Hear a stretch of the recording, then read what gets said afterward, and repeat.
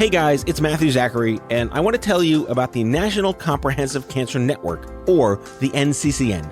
The NCCN creates the treatment guidelines for doctors that help cancer patients lead better lives. But I want you to know that the NCCN also has guidelines for you.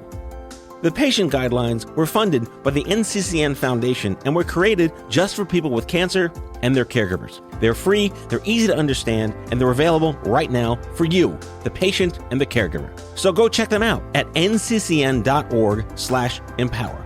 That's nccn.org/empower.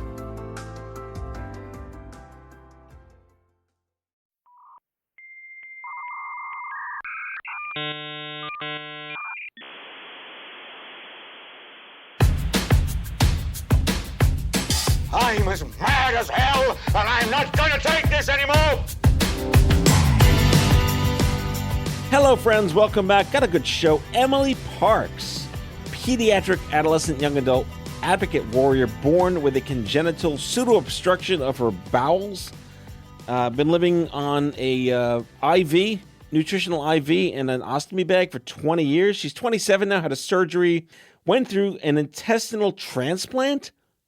I'm blown away by this story, had an ostomy reversal, and is now living and thriving an amazing life as a vocational specialist for the disabled community, all the while creating her own network and support community for young adults living with rare and chronic illnesses, especially those who identify as living with medical PTSD. It's safe to say that advocates aren't always born, they're made, and we're born of our conditions, and she is just that. And so I'm thrilled to bring you this amazing conversation with Emily Parks. Enjoy.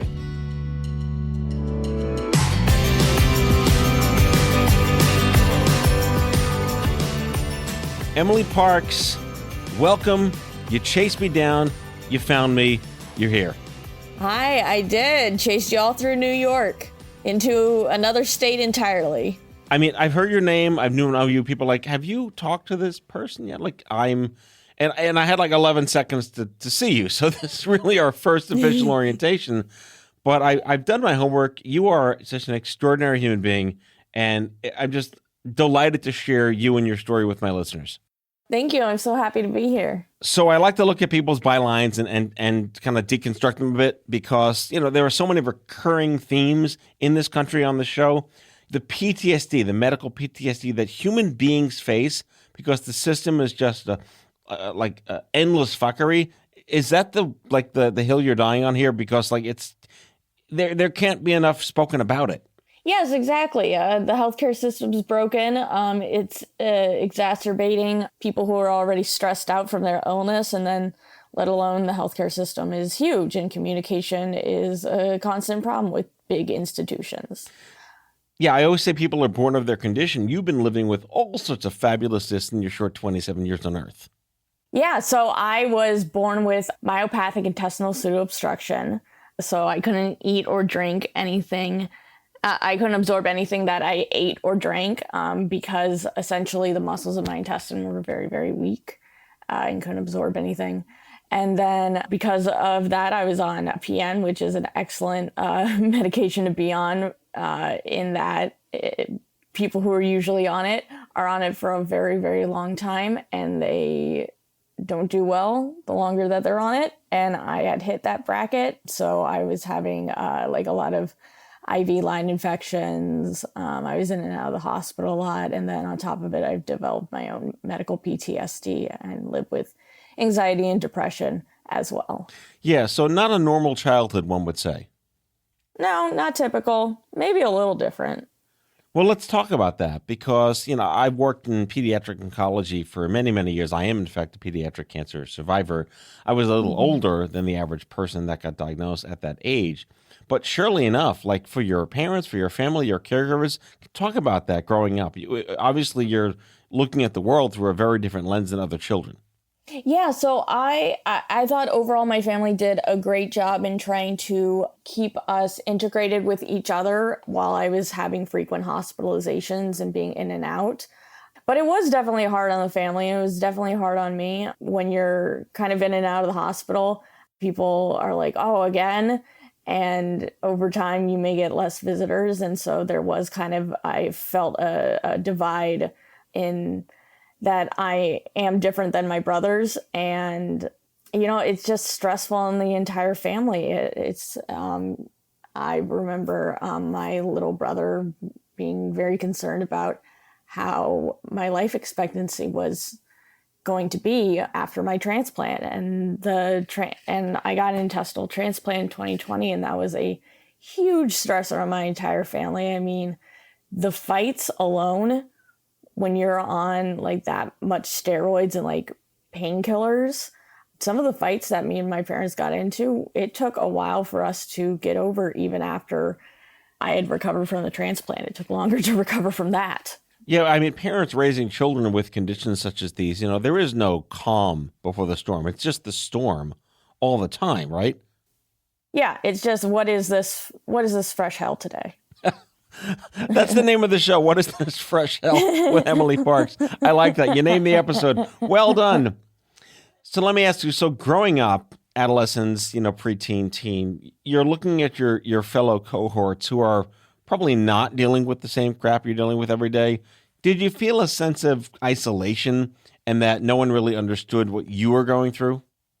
Yeah, I went to a very small private middle school. And so a lot of when I was really, really sick during my school years, it heavily impacted my kindergarten years and my first grade and second grade. And that was when I was in public school, and it was easier to deal with because I was so young. But as a teenager, it's much harder because teenagers are mean and they suck.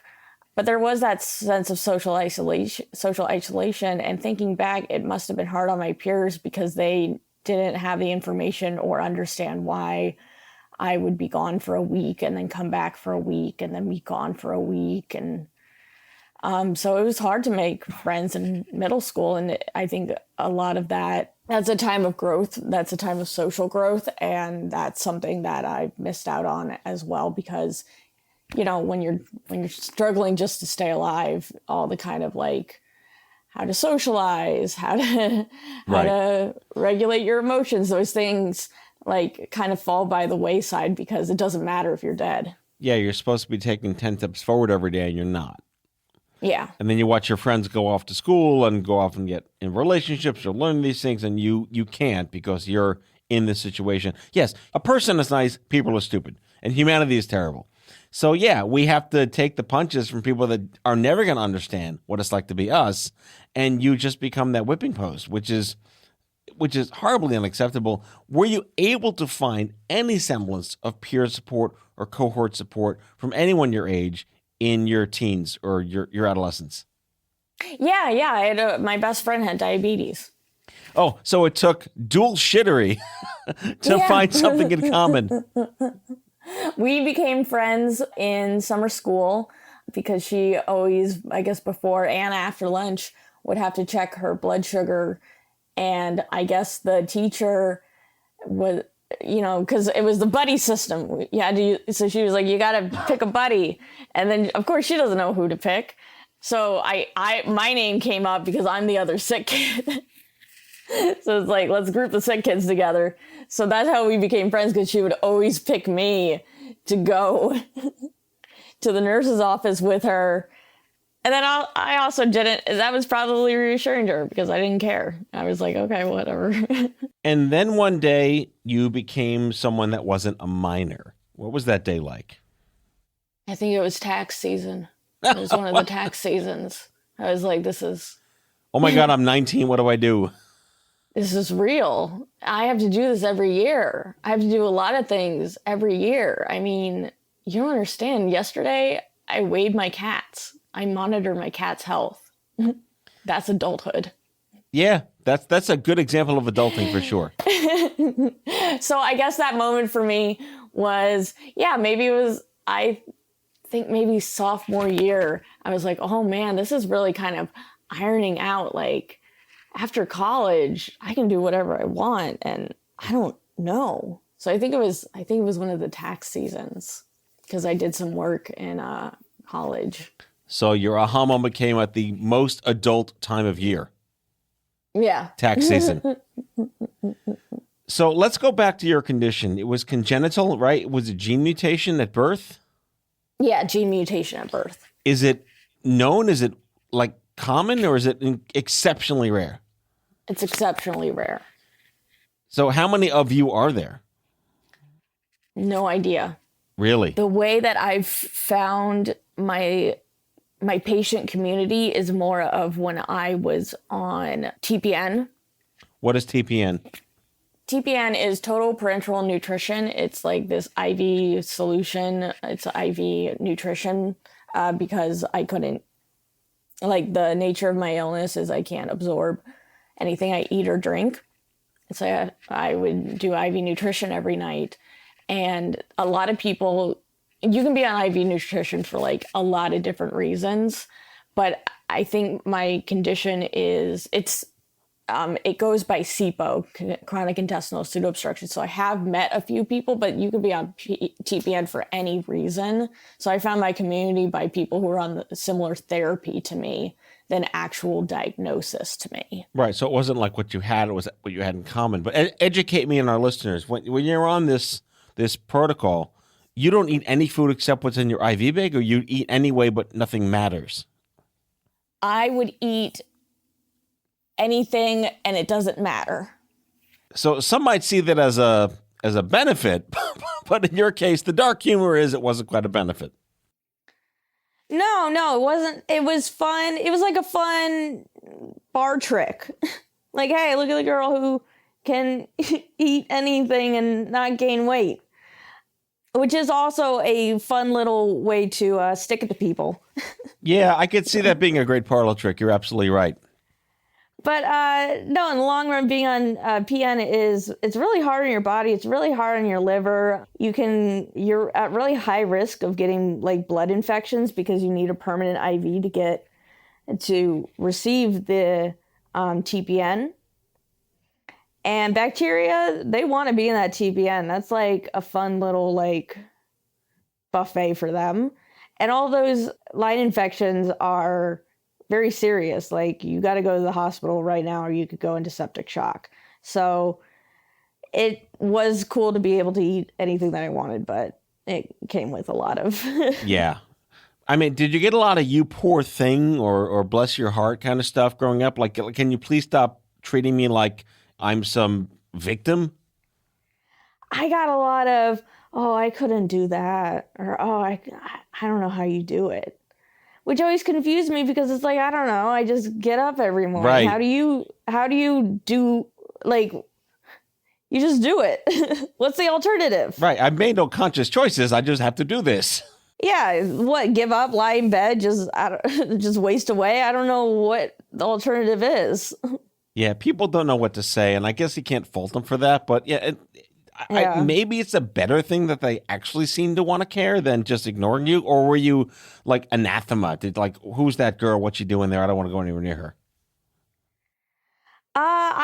So after college, I became a lot more open about my illness. So people shied away from me less. I was much more secretive in high school and probably the first half of college because, you know, you don't want to bring that. It's like a big backpack of IV fluids. You don't want to bring that to high school. And I just kind of built up the habit of never bringing it out in the public or really talking about my illness. And once I did, it was people understood more, but it was still kind of like that disconnect because even if they understood, they didn't understand the funny little ways that the healthcare system works. That's so ridiculous. You got to laugh, but that would go way over their heads. Yeah, it's the education you never hope to ever have to need or want. But we're going to take a break and be right back with Emily Parks. I have so many more questions for you. Fascinating conversation. Stick with us. We'll be right back.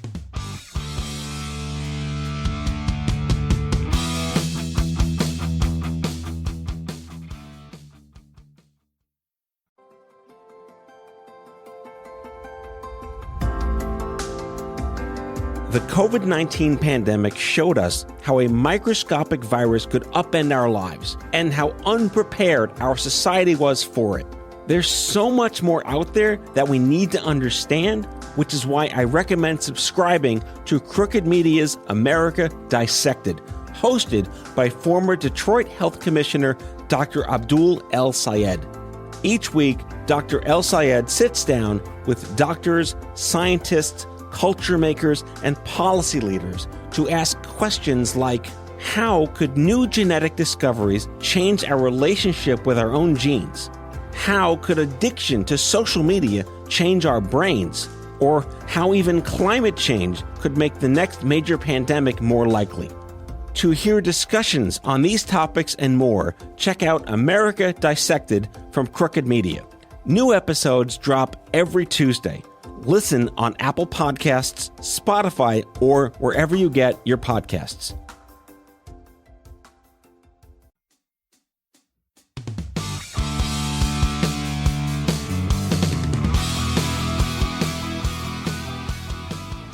Emily, so let's talk to the issue of the day, which was in the 1990s, it was get over it therapy. And today, mental health is a thing we actually understand is a real thing that matters. Mm-hmm. I would imagine getting put down or browbeaten or bullied, in your teenage years at a possibly more difficult rate than the average teenager put you in a very difficult situation. It's adolescence. And you mentioned before the cut that it took you until you were a little older to be able to be public about this. Talk about that realization that you could own this and be confident about this is who you are. I was kind of in a situation where I was forced to almost kind of come out and be the real me. I studied abroad in Australia when I was in college, and there was something about the TPN in Australia that, I don't know, chemically it was supposed to be identical, but as I was living in Australia for 3 months, I just wasn't feeling great when I was not actively infusing something. And towards the end, I was just constantly infusing something because I just felt so bad. And so it was either TPN or saline. And that was what I needed to do to get myself out the door and participate in the study abroad program. And so I was just well, that's what it is. And so I went out there and people actually were pretty cool about it. I remember there was in any kind of class setting, in a smaller class setting, people kind of get into their cliques. And there was a group of kind of mean jockey guys and their jockey queen, he was a man. But, their leader came over to me once when I was changing out the batteries in my pump and asked me if I was okay and if there was anything he could do to help me. So that was quite surprising because I would have expected the opposite in high school. Well, that was also not America. No, all these people were Americans. But you were in Australia with a bunch of Americans? Yeah, it was through my university. Or maybe the Australian culture changed their mindset. Maybe there's something in the air. Maybe it's being on the other side of the world. It's a really nice country. I know a lot of Australians and tell me if there's any Australians listening and I'm wrong about this, please just tell me. But it's such a wonderfully nice culture. So hoping it rubbed off, but in a good sense, you weren't pitied or stigmatized. And was that an unexpected welcome, Matt? Did that give you permission to just go forth outside this closet and be open and honest? Yeah, I guess I was well, what was I hiding? What was I worried about the whole time? And, it's kind of time consuming, mapping out, okay, the TPN ends, so now I can leave. It's a lot easier if I can bring it out. And if nobody has a problem here, then maybe nobody has a problem back out at school. So I was just so I just started doing it at school. And you mentioned before you had a surgery that took you off this IV nutrition. What was that about? Yes, I got an intestinal transplant in 2020, so I now am off TPN and I eat and drink and absorb it, and it's really creepy and weird because it's like magic to me, and I'm not used to it, but I'm loving it. I've never heard of an intestinal transplant before. Of course that's a real thing, but explain that. Yeah, so there's not a lot that happen per year. My understanding is about 100 are done per year, and they're only offered at 5 hospitals in the nation. It really is last resort when you have to hit certain criteria, and the criteria match really one's inability to continue on with TPN in their and remain in a safe space, which was my kind of situation where I couldn't be on TPN any longer because I was just getting frequent line infections. So that's how I hit the criteria. Wait, so you weren't sick enough to need it and you had to get too sick to need it? Yes. This was my third transplant evaluation in my life. And the first two, I wasn't technically sick enough. That's a load of shit. My God, that's terrible. Well, it's so complicated that I don't really know the reason. All right, so let's focus on, like, I watch all these videos of like babies that learn to hear with implants and like their whole they don't know. Do you have a similar experience? Like, this is what it's like to eat food and not have this thing inside my body. This line inside my body's gone. Yeah, it was. Well, I remember the weirdest thing is that after so I had an ostomy the whole time as well when I was on TPN. And when you get an intestinal transplant, they give you a new ostomy with the new intestine because they have to take biopsies. And so I remember when they did the ostomy reversal surgery, which was the big one for me. That was my motivator. My intestines rumbled. And I was like, oh my God, what's happening? What is this monster inside me? I was like, is this what people have been dealing with? Because it's been so, like, my old intestine, it didn't move. That's incredible. Yeah. The IV, I think it was more of like the IV. I was just like, cool, now I can just take a shower and not have to worry about it. But I did and still am learning how to eat, like, in a healthy way. Before, because I could eat whatever I wanted, I ate really bad. And right now, as one should, if they can do what they want, right? Yeah. And, eating 3 times a day is hard. And my appetite, it's like way reduced since the transplant. So it is really hard to motivate yourself to eat because I just don't feel that kind of hunger reflex as strongly as other people, I think. This is such an extraordinary story. Oh my God, an intestinal transplant and an ostomy reversal are syllables I've never said on the show or any show that I've been doing for 20 years now. Just extraordinary. All right, so you're, quote, free and out of the woods, but, it's never over. And what came next? We're going to get to how you became like this fierce advocate, because no one is born knowing how to do that. You have to be dealt a whole lot of crap. Hey, I'm going to be advocate. What got you to that point? What was next for you? Well, after the transplant, there was this kind of sense of, well, what do I do now? I've spent so much time making sure that I've stayed alive, and I did some light advocacy work, and I didn't have much of a niche or like an area that I really wanted to target. And I just kind of combined, so I work in behavioral health. I combined my work in behavioral health with my personal experience. And that's kind of how I thought about my own experience being sick and growing up. And while learning about PTSD, it kind of connected all together like that. So you mentioned before that your friend in middle school had diabetes. And while it wasn't the same thing biologically or clinically, you shared a lot of common sentiments and quality of life issues and concerns that were narratively along the same plane. Knowing how few of you there are, you felt that PTSD was like a really strong common thread that could unite people around your new initiatives as an advocate. Yes. So it was this experience that I had that I thought, well, I can't be the only person experiencing this.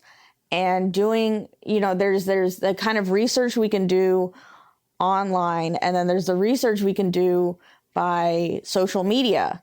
And so I started just kind of playing around with words, and I found the word medical PTSD from searching around on Instagram.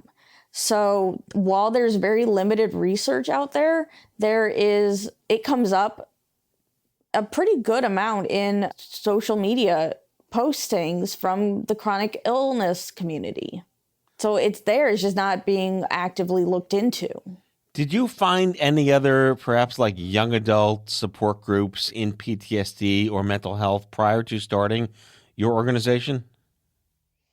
I was connected with our Odyssey. They are more of an organization for peers to connect in general, and mental health came up every once in a while.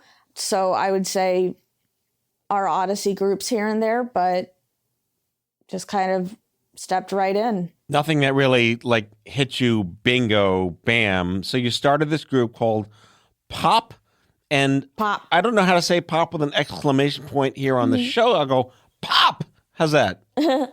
Yeah, just like with gusto. Snap, crackle, pop. Pop. Done. So talk about that. What was it like to conceive it? What's it been like for you to see it flourish? And you have a sense of ownership over what life has befell you that you now have to make the most of and live a great life with. So I got started after my transplant. I just kind of went off with it, and it's been very much a work in progress, learning as I go, reassessing, changing things, connecting with a lot of other people who run organizations and seeing what works for them, learning different platforms you can use, like Buffer for posts. I mean, are there common life hacks? I mean, I'm getting echoes of when I was running Stupid Cancer, that it didn't really matter where the biology existed in your body, like geographically. Yeah. The common threads were there. How do I date again? You know, what's it like to disclose this in the job description? How do I deal with insurance fuckery? You know, fertility, and all these things are like supposed to be. I mean, they're hard enough when you're well, let alone when you're dealing with this in your 20s, right? Oh, yes. And so mental health is one of those things. And I really kind of wanted to focus in on just mental health, because a lot of the organizations that mentioned mental health did a lot of other services. And it seemed like it was a general talk about mental health. But because I work in behavioral health, I wanted to give something that was a little bit more substance and a little go into like the academics and the research to understand what PTSD really is and how do you kind of get yourself out of these episodes and back into the present, and what can be done to heal folks that have medical PTSD that's so bad that they will not see a doctor anymore. They will not go to the ER. I'm going to read this verbatim off the page here, that POP is a growing community of patients living with rare and or chronic illnesses who identify as living with medical PTSD. Yeah, that's very important, highly unmet need. It says you host biweekly discussions. What are those like? Who comes to those? So we had biweekly discussions. It was about 5 people that would regularly show up, and a lot of them were people around my age and folks that were very kind of isolated and stuck in their medical PTSD. We are actually restarting groups with a partner organization, and we're going to start hosting like as many as 10 people. It'll be regularly every weekend.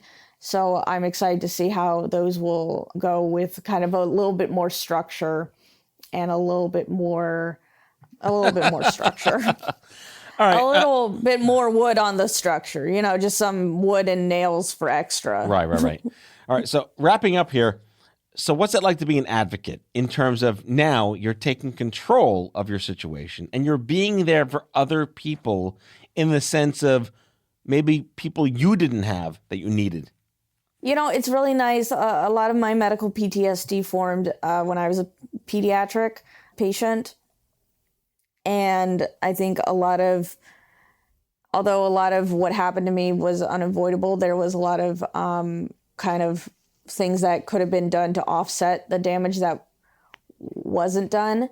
And so I feel really good when I talk to providers, especially providers of pediatric patients, so that they can just, because what's so cool about making change on medical PTSD is, of course, you can do the therapy, and you can, even if you want to go into psychedelics, there's research out there about psychedelics and PTSD. But a lot of what providers can do is just in the moment, slowing down, and then that's like a quick fix. And so it's exciting to see that realization in their faces. And then also with the patients, it's so nice to hear when people are like, finally, I have something to call it, or finally, I know that I'm not the only one experiencing it. I'll also add before we run, MedStar Georgetown Hospital's Patient and Family Advisory Council for Quality and Safety. Lots of syllables, but I can tell you that's really impressive. A vocational specialist with the disabled community while studying healthcare payer systems. And, oh my God, you're a nerd. My favorite nerd. Okay. And finally, you are the Massachusetts Pilot Director for the Health Advocacy Summit. So kudos there.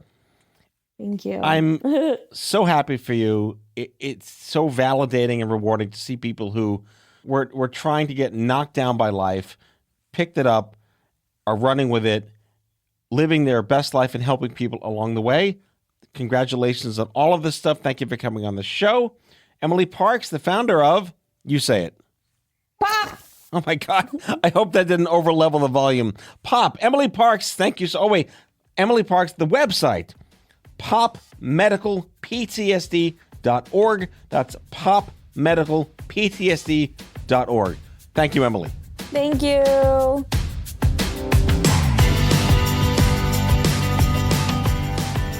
Out of Patients with Matthew Zachary is an OffScrip Health production. The executive producers are Matthew Zachary and Andrew McDowell. It's mixed and edited by Kyle Moore. If you like the show, ratings and reviews are always welcome. Leave us a message anytime at 855-AUDIO-66. That's 855-AUDIO-66 to share your healthcare shitness with us, and we might just play them on the air on a future episode. For more information about this show and OffScrip Health, visit offscrip.com. That's offscrip, no T.com.